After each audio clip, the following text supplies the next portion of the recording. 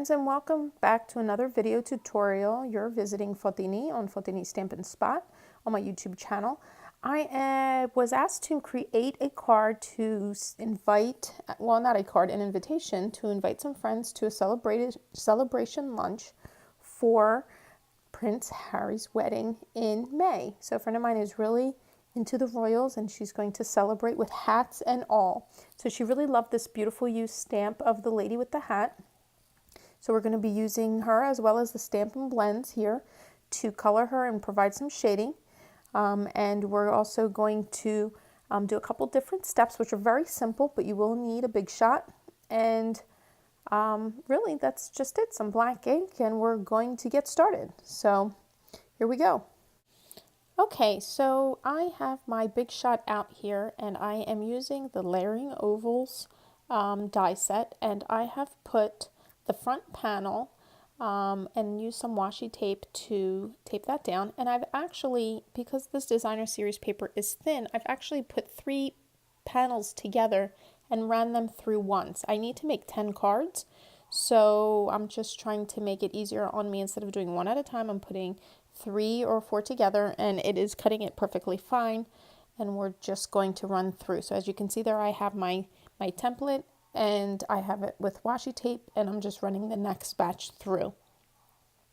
So then we'll have 10 front panels, and the next thing we'll do is just put them to the side so that we could do our stamping on our Whisper White cardstock. So let's get to that point. Okay, welcome back again. So we are now done with the die cuts, and what I have in front of you is on my grid paper, I have an imaging sheet that goes together with a device called a Stampin' Majig.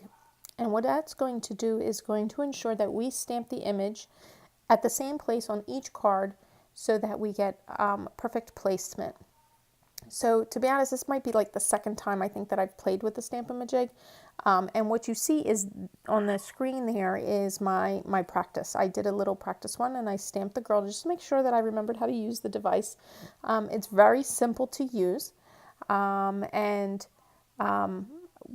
probably have to clean that off. You'll see me clean that off. I have my cardstock ready, 8.5 by 11.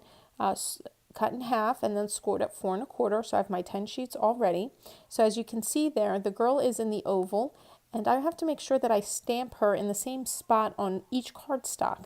So the way I did this was I used that upper left grid of my grid paper kind of as a guide to where I'm going to put my cardstock, and then again where to position the girl so that I can stamp each time.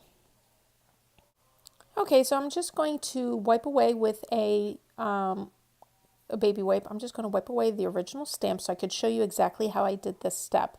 All you need is a baby wipe. They're always good. Baby wipe. They are always good to have nearby to clean off your stamps, to clean off your fingers, to clean off your surface, and of course to clean off this plastic, which is great. So what we're going to do is I'm going to use the Black Archival Stampin' Pad. And I'm going to ink up my stamp, which I have already on my block, and I'm going to position it on that imaging sheet, and that imaging sheet will then be used as a template to be able to place it on our card.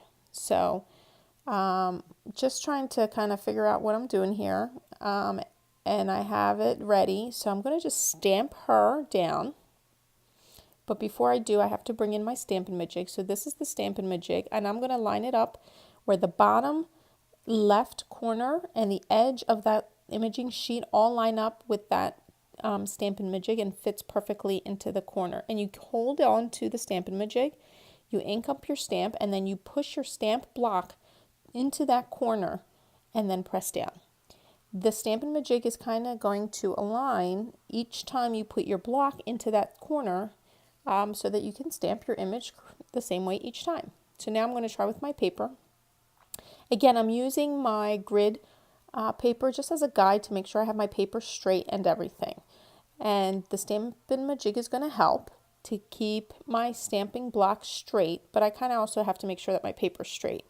So what you're going to see now is I'm putting my template that I used to cut the top panel, and you see I still have the thinlet there, the die, just to kind of see where do I need to position this girl. So now I'm going to take the clear imaging sheet, I'm going to slide it underneath, and I'm going to kind of just keep it in place there while I carefully lift off the top sheet and align my Stampin' Magic.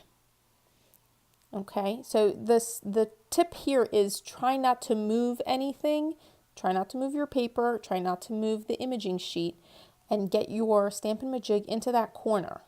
You're going to have to do this process the same each time you put another piece of cardstock down. So it is a little bit time consuming because you have to line everything up. If you have a Stamparatus or a Misty tool, obviously you don't have to do this because that has a positioning, as a positioning tool, you keep your stamp on it and you just close the window and it stamps in the same spot every time. So I don't have mine yet, it's coming, and I have this, and this works just as well. It's just an extra step of making sure your paper's aligned. So what I'm going to do is I'm going to go through all 10 of the Whisper White cardstocks, let me say it again, cardstocks, and do the same thing. Halfway through, I realized that I should mark on my grid paper where the imaging sheet should go, and I got smart. Okay, so after I stamped all 10 of the cards, I moved on to the next step, which was stamping onto vellum. Now, the idea was to banner a piece of vellum with the sentiment that says, come let's celebrate.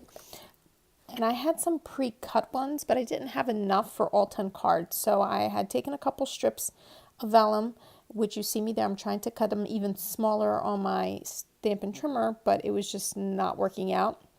So what I did was just stamp them on those strips there, and then, believe it or not, by hand, cutting out the banners and making each strip a little bit smaller so that it would fit on top of the ribbon that we're going to put them on. So this is how I did this step, and I will speed it up so you can see. And the sentiment is from, I don't recall the name of that stamp set, but I will add it in the descriptions. I think it's like Special Occasions or something it might be called. I'm not 100% sure, but it was an invitation where you can use to make communions or baptismal or christenings, and it had a really nice sentiment that said, come let's celebrate. And what you just saw me there was cut out the, because it said, come join us to celebrate the, and I cut out the part. And I have it on my block, so we're ready to go. I'm going to also use the archival black ink, and I'm going to use my grid paper here. Again, apologies for my head. I'm going to use the grid paper to kind of align my stamp. Some of these stamp okay. Some of them I pushed a little too hard and they got a little blurry. So not all of them we will be using, but again, it's a little hard from that angle and of course on the vellum to see. So I'm trying to be as even as I can here. So I go ahead and I stamp 10 of these and I cut them up, and I will zoom that faster so you don't have to watch me do a little fussy cutting. So here we go. Okay, so I've already gotten cut my little vellum pieces of paper, and I've put a little banner. All I basically did was did a little notch in the middle of the paper and then diagonally cut it to make a little fishtail. So what we have now is our ribbon, which I'm trying to remember the color. Slipping my mind, but it is the 2016-2018 in color, which goes along with the designer series paper, and we're going to cut about 5 or 6 inches, and we're going to wrap it around that 1 1/4 inch strip. Those papers were the leftovers of cutting my front panels, and because they are double-sided, I just flipped over the side that had the pattern that was not floral, and I'm going to use it as contrast on the front. So I'm just going to cut through these and get 10 of them ready so that I can adhere them all together. A tip in doing these cards when you have to do, 5, 6, 10, is to do each step, do the same for all of them all at the same time. So cut them all, stamp them all, put some dimensionals on all of them all at the same time. It just helps move things along faster. So what you're going to see me doing here now is, again, following that same process. I'm taking my fast fuse, I flipped over those 1¼ inch panels, and I'm putting tape on all of them to get them ready for me to stick my ribbon on. And now I'm just grabbing those pieces of ribbon, I'm having them stick to the back of that panel.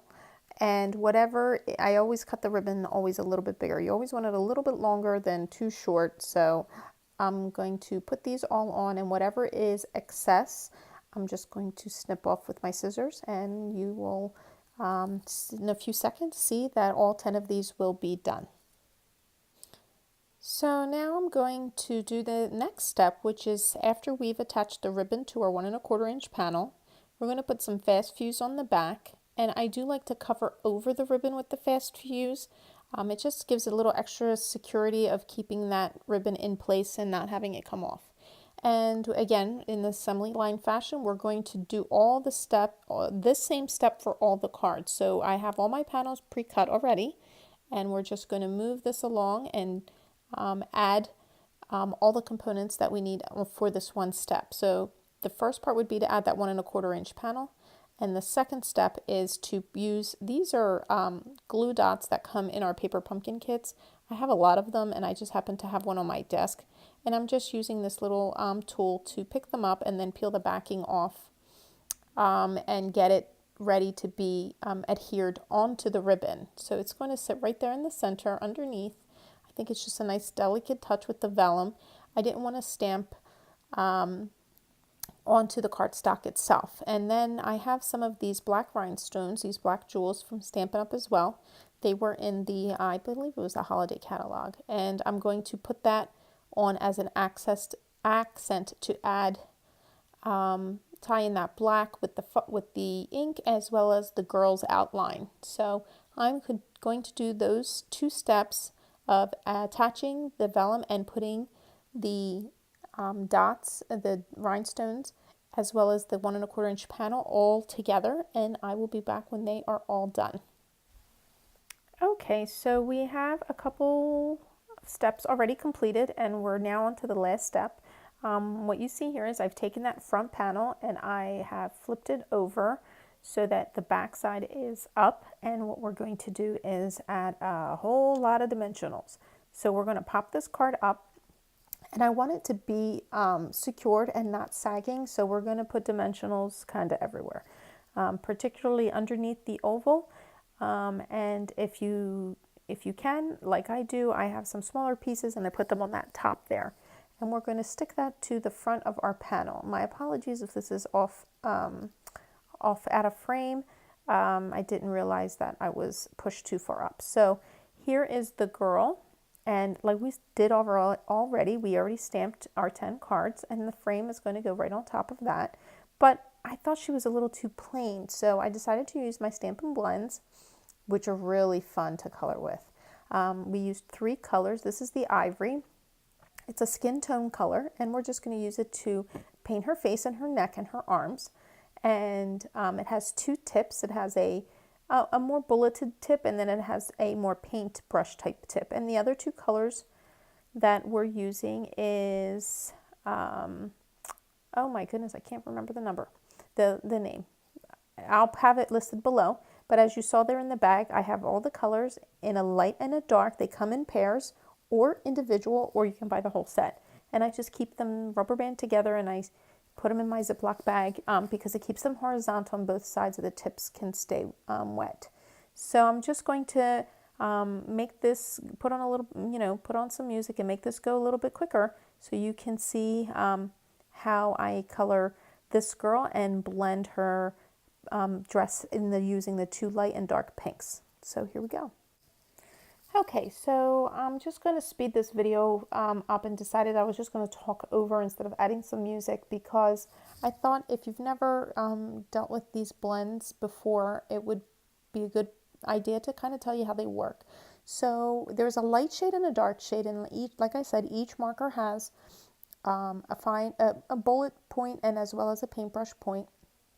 And they're kind of rectangular, if you can see there. They don't roll on your desk, which is really great because I would really get annoyed if markers rolled all over the place because you just lose them while you're trying to work. The caps are on really kind of tight. That's why you see me sometimes struggling to get them off.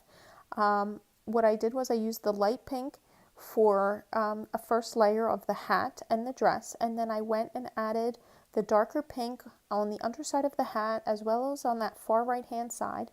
And then I also used that darker pink for under the right side of the, I guess, the torso and down the curve of the dress, and then under the arm. And then I just went back and reblended over the light over the dark part. So here now you're going to see me take all those little backings off the back of the dimensionals.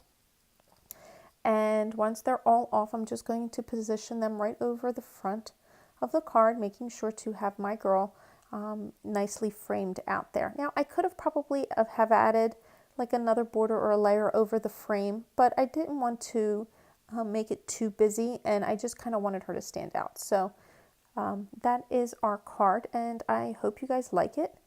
And what you're seeing me do here is I had my caps all in the wrong spot. So that's another good thing, is the colors are, both sides of the caps are the same color. So I had one on one and one on the other. And I was like, something is off here. But that's how they're supposed to look. The two dark ones on the one and the two light ones on the other. And now what we're going to do here, which I've already prepped, is an inside panel as a decorative backing and the invitation of what was already typed up, ready to go. And I'm just putting it right in there, and voila, there you go. You have yourself a pretty card, and I hope you guys enjoyed it. And please give me a thumbs up and go over and check my blog out for all the information that you would need if you would like to order any of the supplies that I use. And again, please click subscribe so you don't miss out on any more videos. I appreciate it, and I hope you guys come back real soon. Thanks for watching. See you next time.